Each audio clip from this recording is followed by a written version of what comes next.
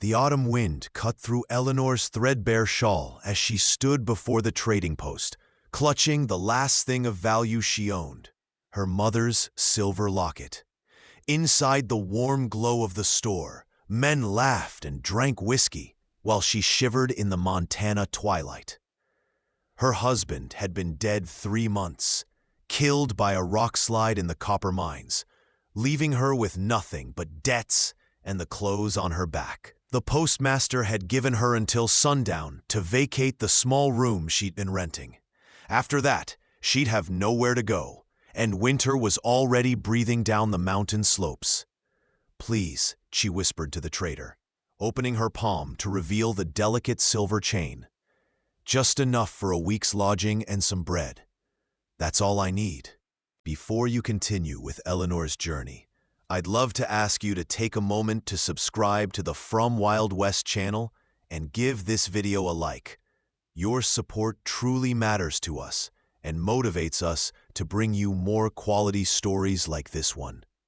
Also, I'm curious, where are you listening from right now? The trader barely glanced at the locket. "Silver's common as dirt around here, widow. Can't help you." Eleanor's vision blurred with tears as she stepped back into the cold. The first snowflakes were beginning to fall. Early, the old-timers would say. Too early.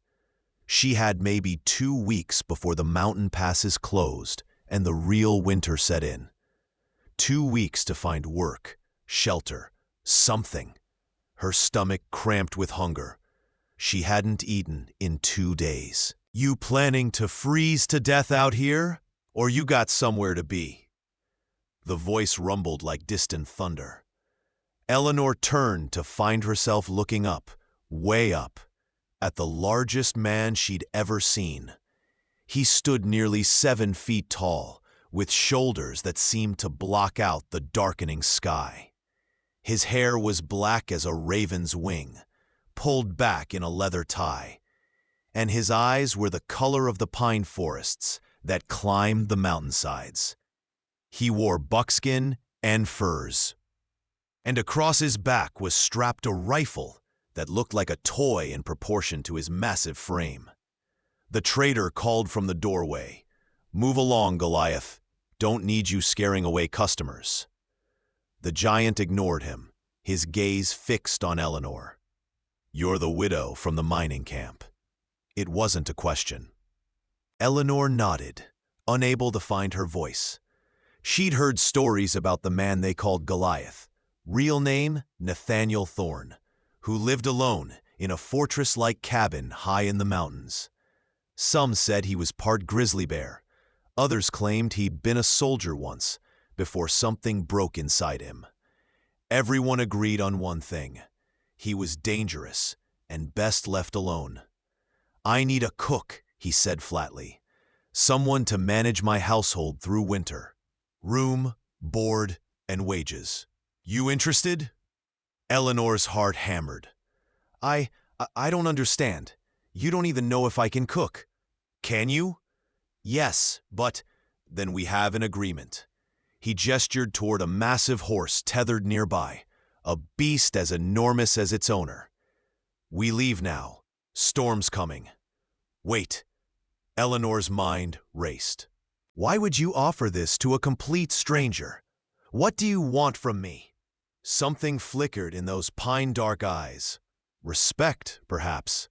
Honesty? "I need help, and you need shelter. Winter in these mountains kills people every year. I won't have another death on my conscience." He held out a hand the size of a dinner plate. "I'm offering work, nothing more. You'll have your own room with a lock on the inside. You work, I pay. Simple as that." Eleanor stared at his outstretched hand.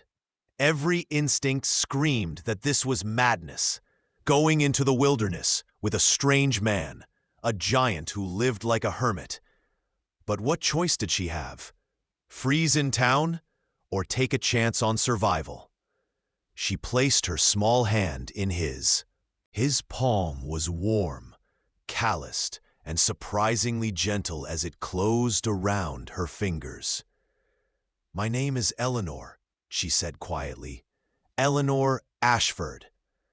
Nathaniel Thorne, but most folks call me Goliath. He lifted her onto his horse, as if she weighed nothing, then swung up behind her. Hold on, the trail's rough. They rode into the gathering darkness, climbing higher and higher into the mountains. Eleanor had never been this far from civilization. The lights of town disappeared behind them, swallowed by forest and stone. Snow fell steadier now, dusting the pine branches with white. Against her back, she could feel the solid warmth of Nathaniel's chest, his arm around her waist, holding her secure in the saddle. She should have been terrified. Instead, she felt something she hadn't experienced in months. Safe. Why do they call you Goliath? She asked over the wind. She felt him shrug. I'm big. People aren't creative. And why do you live alone up here? A long pause. Because people talk too much. Despite herself, Eleanor smiled. As they climbed higher, the temperature dropped, and she began to shiver. Without a word, Nathaniel reached back and pulled a thick bearskin from his saddlebag, wrapping it around her shoulders. It still held the warmth of his body. Almost there, he murmured. The cabin appeared like something from a fairy tale, a massive log structure built into the mountainside itself, with smoke curling from a stone chimney. Warm light glowed from the windows. Nathaniel dismounted and lifted Eleanor down, steadying her when her legs wobbled from the long ride. Come inside. You look half frozen. The interior took her breath away. It was enormous, a great room with a fireplace large enough to stand in. Comfortable furniture made of rough-hewn logs and furs. Shelves lined with books. Everything was immaculately clean and organized. This wasn't the lair of a savage hermit. This was a home. Your room's upstairs, first door on the left, Nathaniel said, banking the fire higher. There's a lock, like I promised. Wash basin and clean linens. Get warm and rest. We'll talk about duties tomorrow. Eleanor climbed the stairs on trembling legs, found the room, small but cozy, with a real bed and quilts, and collapsed onto the mattress. For the first time in 3 months, she felt warm. For the first time since her husband died, she let herself cry. Great shaking sobs of relief and exhaustion and fear of what she'd agreed to. She woke to golden sunlight streaming through the window and the smell of coffee, strong coffee. Eleanor dressed quickly in her worn dress, her only dress, and ventured downstairs. Nathaniel stood at the stove, cooking bacon and eggs with surprising dexterity for such large hands. You cook? She said, surprised. I didn't hire you to replace skills I already have. He gestured to a chair at the rough wooden table. I hired you because maintaining this place alone is impossible. Sit, eat, then I'll show you what needs doing. The food was simple, but perfectly prepared. Eleanor ate slowly, savoring every bite, aware of Nathaniel's eyes on her. Not leering, assessing. When she finished, he poured her more coffee. You were starving, he said quietly. I haven't eaten in a few days. His jaw tightened. That won't happen here. There's plenty of food. You eat 3 meals a day, no exceptions. Can't have my cook collapsing from hunger. Something in his tone, not pity, but fierce protectiveness, made Eleanor's throat tighten. Thank you, she whispered. Don't thank me yet. The work's hard. He stood, and she followed him through the cabin. He showed her the pantry, stocked with preserves and dried goods, the root cellar, full of vegetables, the smokehouse with hanging venison. You'll manage meals, keep the household organized, help with preserving food for deep winter. I hunt and trap, handle repairs, keep us supplied with wood. We work together to survive. Understood? Understood. One more thing. He turned to face her, and in the morning light, she could see the details she'd missed last night. A scar across his left eyebrow, shadows under his eyes that spoke of poor sleep, lines at the corners of his mouth that suggested he didn't smile often. You're not property here, Eleanor. You're a person, and you'll be treated as such. If you want to leave come spring, I'll take you to town myself with your wages. No obligations beyond the work. Why are you being so kind to me? The question escaped before she could stop it. You don't know me. I know enough. His voice was rough. I know what it's like to have nothing, to be desperate. And I know what it's like when someone offers a hand instead of judgment. He moved toward the door. I'm going to check the trap lines. Make yourself at home. Explore. Just stay away from the workshop in the back. Tools in there can be dangerous if you don't know what you're doing.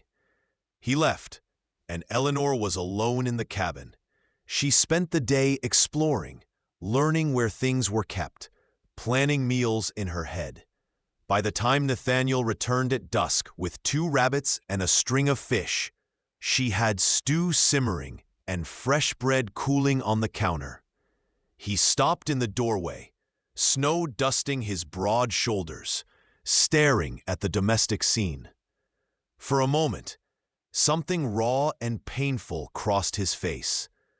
Smells good, he said finally, hanging up his coat. They ate in comfortable silence. Eleanor found herself watching him, the way he moved with surprising grace for his size, the gentleness in his hands as he broke bread, the faraway look in his eyes when he thought she wasn't looking. Were you a soldier? She asked quietly. His hands stilled. Yes, a long time ago. Is that why you live up here? To get away from it? It's one reason. He met her gaze. I've seen too much death, Eleanor.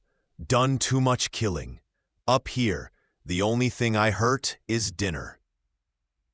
You saved my life, she said softly. That doesn't sound like a man who wants to hurt people. I said I've killed. Didn't say I wanted to. He stood, carrying his plate to the wash basin. You should rest. Tomorrow I'll teach you to shoot. A rifle? You're on a mountain full of predators. Bears, mountain lions, desperate men. You need to know how to protect yourself if I'm not here.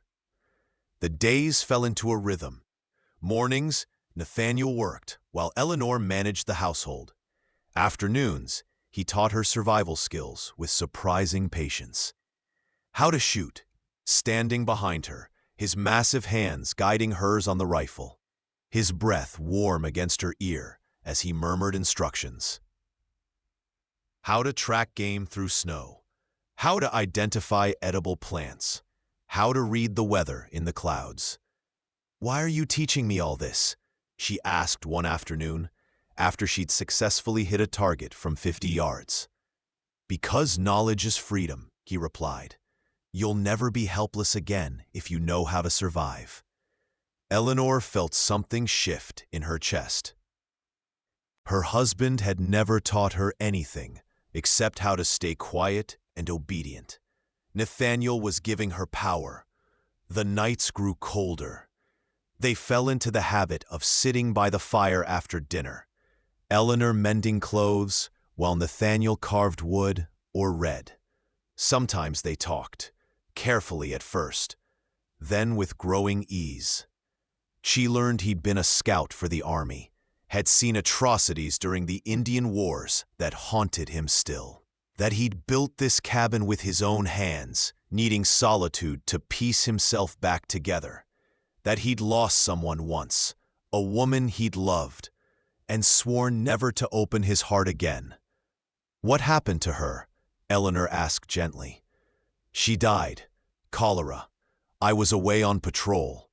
His knife bit into the wood with more force than necessary. By the time I got back, she was already buried. I never got to say goodbye. I'm sorry. It was 5 years ago. I should be over it. Grief doesn't work on a schedule, Nathaniel. Eleanor set down her mending. My husband, I didn't love him. He was cruel. But I still grieved when he died. Not for him, but for what I'd hoped marriage would be.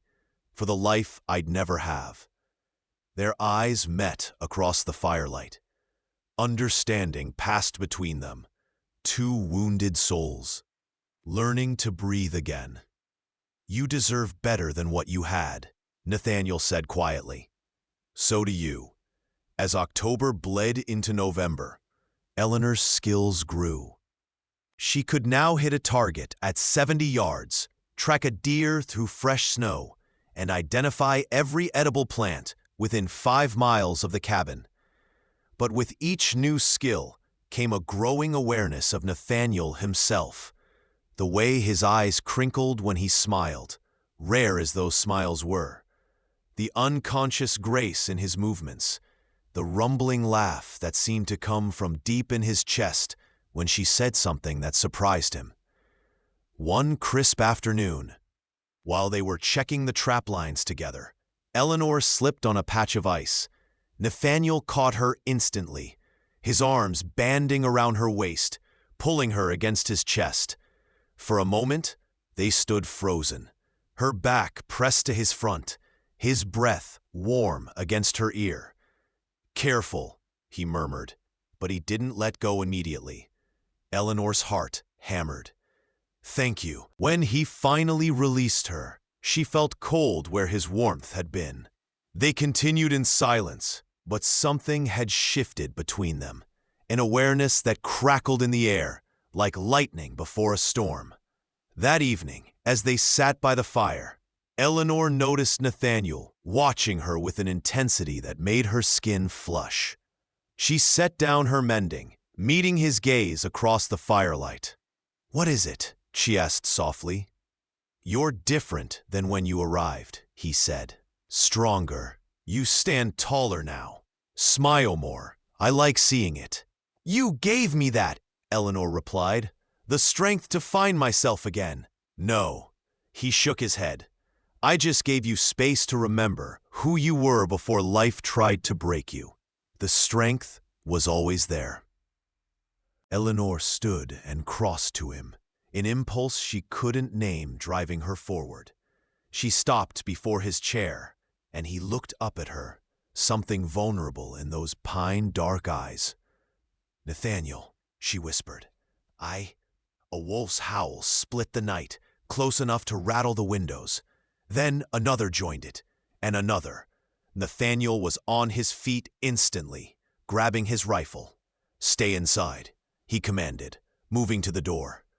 "What is it?" "Wolf pack. Bigger than usual." He checked the rifle's load. "They're probably after the smokehouse. I need to drive them off before they get bold enough to try the cabin itself." "I'm coming with you. Eleanor, you taught me to shoot for a reason." She grabbed her own rifle from the rack. "I'm not helpless anymore, remember? Besides, you might need someone watching your back." Pride flickered across his face. "Stay behind me. If I say run, you run. Understood?" "Understood." They stepped into the freezing night. The moon hung full and bright, turning the snow-covered clearing into a silver landscape. Red eyes glinted from the tree line. 6, 8, maybe 10 wolves. Big ones, desperate from early winter hunger. The pack leader stepped forward, a massive gray beast that stood nearly as high as Eleanor's waist. It growled, low and threatening, testing their resolve. Nathaniel fired a shot into the air. "Get!" The wolves scattered briefly, then regrouped. They were too hungry to be easily frightened. The pack leader crept closer, hackles raised. "Nathaniel," Eleanor breathed, raising her rifle. "I see him." His voice was steady. "Aim for the trees above them. On my mark." They fired together, bullets cracking branches and sending bark flying. The sharp reports echoed off the mountains. This time, The wolves broke and ran, disappearing into the forest with yelps of fear. Silence settled over the clearing. Nathaniel and Eleanor stood side by side, breath misting in the cold air, hearts pounding with adrenaline. "Good shooting," he said quietly. Eleanor lowered her rifle, her hands trembling now that the danger had passed. "I was terrified." "So was I." He turned to face her. "But you didn't run. You stood your ground. That takes courage, Eleanor." "I learned from the best." They stood in the moonlight, snow crunching under their boots, the space between them charged with something neither could name. Nathaniel reached out slowly, giving her time to pull away, and tucked a strand of hair behind her ear.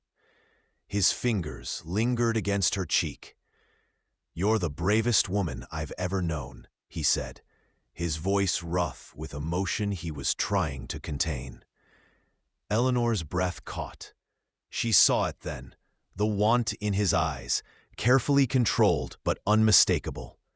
And she recognized it because she felt the same pull, the same desperate longing for connection, for touch, for something more than the careful dance they'd been performing for weeks. "Nathaniel, we should get inside," he said abruptly, dropping his hand, "before we freeze." The moment shattered. They returned to the cabin in silence, but Eleanor lay awake, long into the night, her body aching with a hunger that had nothing to do with food. The next morning dawned gray and heavy with the promise of snow. Nathaniel was distant at breakfast, barely meeting her eyes. Eleanor felt the loss of their growing closeness like a physical wound. "I'll be gone most of the day," he announced, standing abruptly. "There's a trap line on the far ridge I need to check. Probably won't be back until after dark." "In this weather?" Eleanor glanced toward the window, where the first flakes were already falling. "I'll be fine. I know these mountains." He grabbed his pack and rifle, heading for the door. "Keep the fire going, and, Eleanor," he paused, his back to her, "lock the door, just in case those wolves come back." He left before she could respond. Eleanor spent the day in restless anxiety, unable to settle to any task. The snow fell steadily, growing heavier by the hour. By afternoon, visibility was measured in feet, not miles. By evening, the storm had become a full blizzard. Nathaniel didn't return. Eleanor paced the cabin, peering out into the whiteout conditions every few minutes. He knew the mountains, she reminded herself. He'd be fine. He'd probably taken shelter somewhere, waiting out the worst of it. But as darkness fell and the temperature plummeted, her anxiety grew into genuine fear. What if he was hurt? What if he'd fallen in the snow, was lying somewhere with a broken leg, freezing to death while she sat warm and safe in his cabin? She couldn't just wait. Eleanor bundled herself in every warm garment she could find. Nathaniel's spare coat that hung to her knees, thick gloves, a scarf wrapped around her face. She took a rifle, matches, and a length of rope. Then, tying one end of the rope to the porch railing, she stepped out into the storm. The wind nearly knocked her off her feet. Snow stung her exposed skin like needles. She could barely see 3 feet in front of her. But she knew the direction of the far ridge. She'd been there with Nathaniel twice. She could do this. Eleanor fought through drifts that came to her thighs, following the rope until it ran out, then tying markers to trees as she went. Her lungs burned with cold air.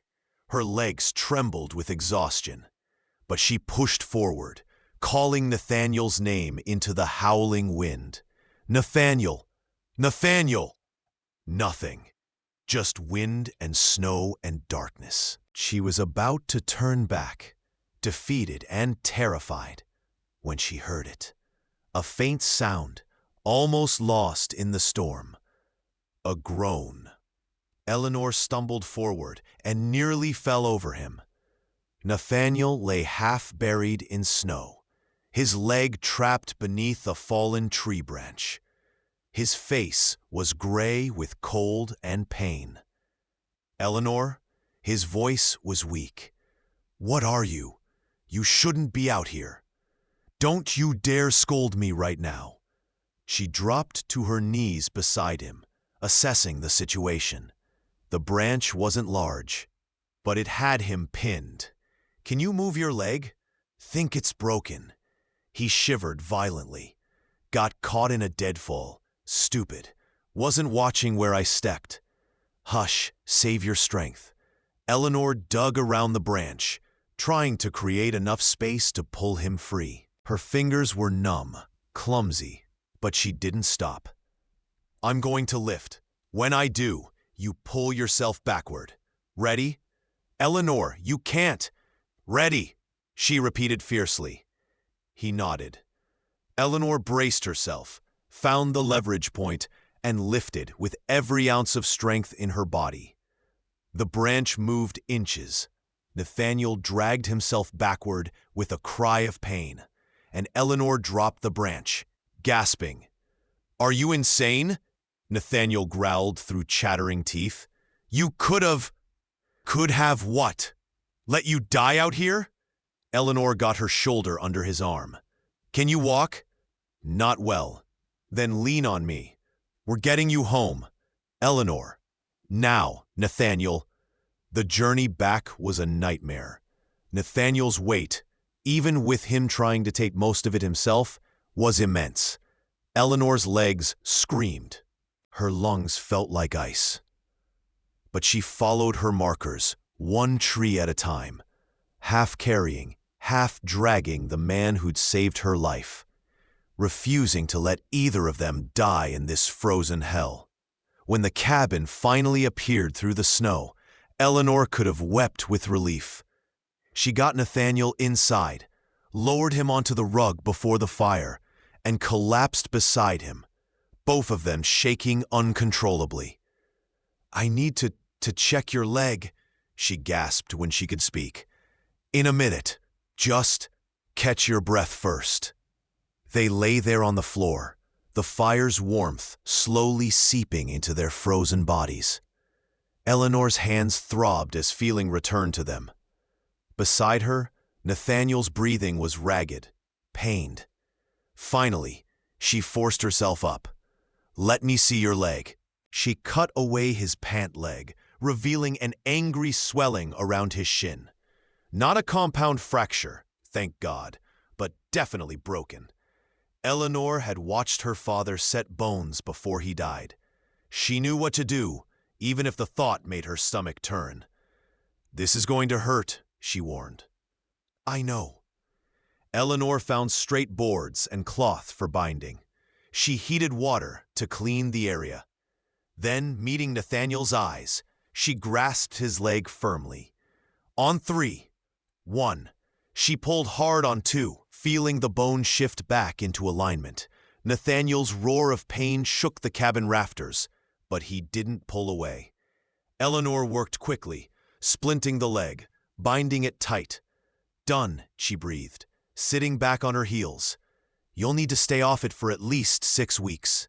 Nathaniel stared at her, his face still pale but his eyes burning with something fierce. "You saved my life. You saved mine first. We're even." "No." He reached for her hand, gripping it tight despite his weakness. "Eleanor, do you understand what you did? You went into a blizzard, in the dark, to find me. You could have died. So could you." Tears suddenly blurred her vision. "I couldn't just leave you out there, Nathaniel. I couldn't." Her voice broke. "I need you, more than I've ever needed anyone. Eleanor, I know what you said about never loving again. I know you're still haunted by the woman you lost. But I can't keep pretending I don't feel this." She pressed her free hand to her chest. "Whatever this is between us, I can't ignore it anymore. Nathaniel pulled her closer, his large hand cupping her face. You think I've been ignoring it? Eleanor, I'm drowning in it. Every time you laugh, every time you prove how strong you are, every time I wake up and remember you're here, that you chose to stay. His thumb traced her lower lip. I told myself I was keeping distance to protect you, but I was just a coward, too afraid to hope again. And now, she whispered, now I'm too tired to be a coward. He drew her down to him, his lips finding hers in a kiss that tasted of desperation and relief, and something deeper, something that felt like coming home. Eleanor kissed him back with everything she had, her hands tangling in his hair, her body pressed against his. When they finally broke apart, both breathing hard, Nathaniel rested his forehead against hers. Before the first snow falls, you'll bear my bloodline, he whispered fiercely. That's not a demand, Eleanor. It's a hope, a prayer that you'll choose this life. Choose me. Let me give you everything you deserve. Eleanor's heart thundered. What are you saying? I'm saying, marry me. Be my wife. Let me spend every day for the rest of my life proving that you're cherished, that you're safe, that you're loved beyond measure. Yes, she breathed without hesitation. Yes to all of it. They made love there by the fire, despite Nathaniel's injury, despite everything. He was gentle even in his desperation, his huge hands reverent on her body. Eleanor discovered what it meant to be worshipped, to have a man treat her pleasure as sacred. When she cried out in release, Nathaniel followed her over the edge, burying his face in her neck and whispering her name like a prayer. Afterward, Eleanor lay in his arms, listening to his heartbeat slow. Outside, the storm still raged, but inside the cabin, they'd found shelter, not just from the cold, but from loneliness, from fear, from the wounds of their pasts. We need to get you into bed, Eleanor murmured. That leg needs elevation. In a minute. Nathaniel tightened his arms around her. Just let me hold you a little longer. Eleanor smiled against his chest. I'm not going anywhere. Promise? I promise. Together, remember? Together, he agreed, his voice already drowsy with exhaustion and pain. As October bled into November, the first real snowstorm hit. Eleanor woke to howling wind and snow piling against the windows. Downstairs, she found Nathaniel already up, reinforcing the shutters. Bad one, he said grimly. We'll be snowed in for a few days. Good thing we stocked up. The storm raged for 3 days. They were trapped inside together. The world outside reduced to white chaos. Eleanor cooked elaborate meals to pass the time, roasts and pies and stews that filled the cabin with warmth and good smells. Nathaniel worked on repairs, carved elaborate figurines from wood, read aloud from books about far-off places. On the second night, as wind screamed down the mountain, the fire sputtered and nearly died. Nathaniel spent an hour coaxing it back to life, while Eleanor huddled under blankets, shivering. When the flames finally caught and held, he turned to find her teeth chattering. Come here, he said gruffly. What? You're freezing. The fire needs time to heat the room. Come here. Hesitantly, Eleanor moved closer. Nathaniel sat on the hearth and opened his arms. Body heat. Most efficient way to warm up. She should have refused, should have maintained distance. Instead, she found herself settling against his massive chest, his arms coming around her like a fortress wall. Heat radiated from him like a furnace. Gradually, her shivering stopped. Better? His voice rumbled through his chest. Yes, thank you. They sat like that for a long time, watching the fire dance. Eleanor became acutely aware of everything. The steady beat of his heart beneath her ear, the rise and fall of his breathing, the strength in the arms that held her. She felt small against him, but not helpless. Protected, but not imprisoned. Eleanor, he said quietly, I need to tell you something. Her heart stumbled. What? When winter breaks, I'm planning to head to California. There's ranch land available. Good land, where a man could build something real. I've saved enough for a down payment. He paused. I'd like you to come with me. Not as my cook, as my partner.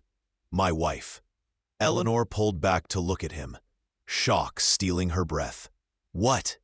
I know it's sudden. I know you barely know me. But these past months... He touched her face with infinite gentleness, his huge hand cradling her cheek like something precious. I see a woman worth saving, worth building a life with. You're strong, Eleanor. Brave. You don't break, even when the world tries to shatter you. That's the kind of woman who can survive anything, even me. I don't understand. You said you'd never love again. I was wrong. His thumb traced her cheekbone. I was hiding, calling it healing. But you came into my life like spring breaking through winter, and suddenly I could breathe again. I can't imagine this cabin without you. Can't imagine my future without you in it. Tears spilled down Eleanor's cheeks. Nathaniel, before the first snow falls, you'll bear my bloodline, he whispered, the words fierce and tender. That's not a demand, Eleanor. It's a hope, a prayer, that you'll choose this life. Choose me.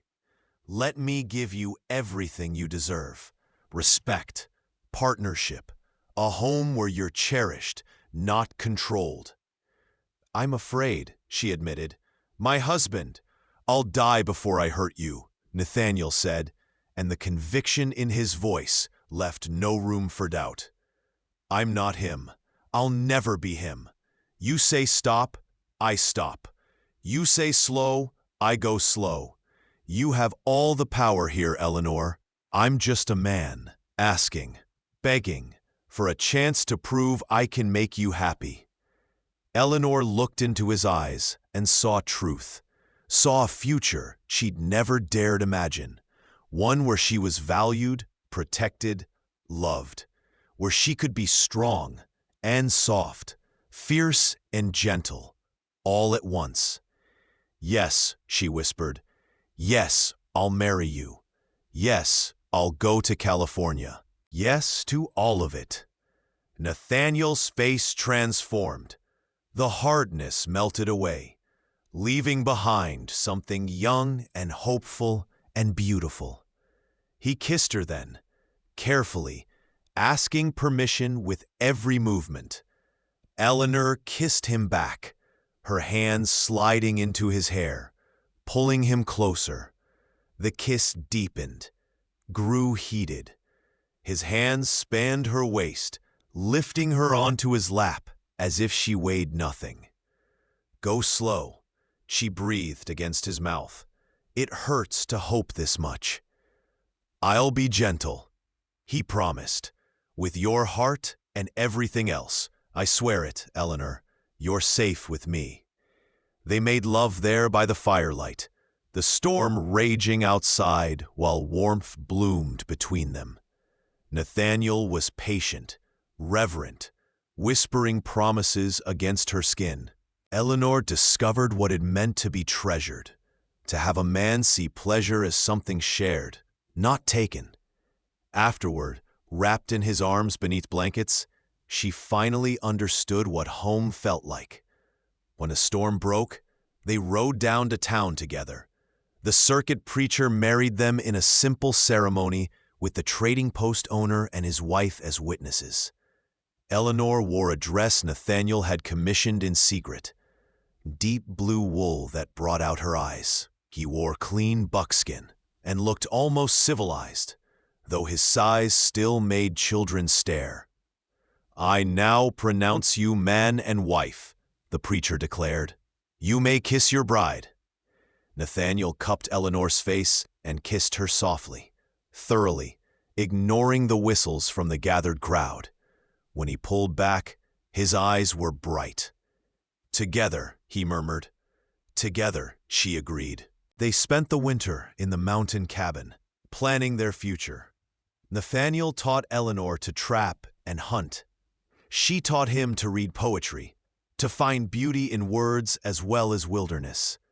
They made love in front of the fire and talked deep into the night about the ranch they'd build, the children they'd raise, the life they'd create. In February, Eleanor woke to nausea and sudden understanding. That night, she took Nathaniel's hand and pressed it to her still, flat stomach. "Before the first snow fell," she whispered, "just like you said." His face went slack with wonder. Yes." Nathaniel dropped to his knees before her, pressing his forehead to her belly. "Thank you," he breathed. "Thank you for choosing this, choosing us." Eleanor stroked his hair, this mountain giant who'd saved her life and then given her a reason to live it fully. "I chose love," she said simply. Everything else just followed.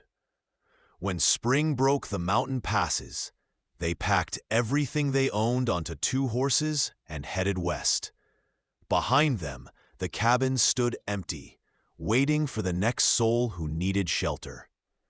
Ahead lay California, opportunity, adventure. Eleanor rode beside her husband, her hand resting on the swell of their child, and felt no fear. She'd been refined by hardship and loved back to life by a giant of a man with the gentlest heart she'd ever known. Whatever came next, they'd face it together. The future stretched before them like the open prairie, vast, uncertain, and full of promise. Thank you so much for listening to this story. I'd love to know where you're enjoying this tale from. Are you listening at home, during your commute, or perhaps while working? Please subscribe to the From Wild West channel and share your thoughts in the comments below. What did you think of Eleanor and Nathaniel's journey? Your feedback means the world to us.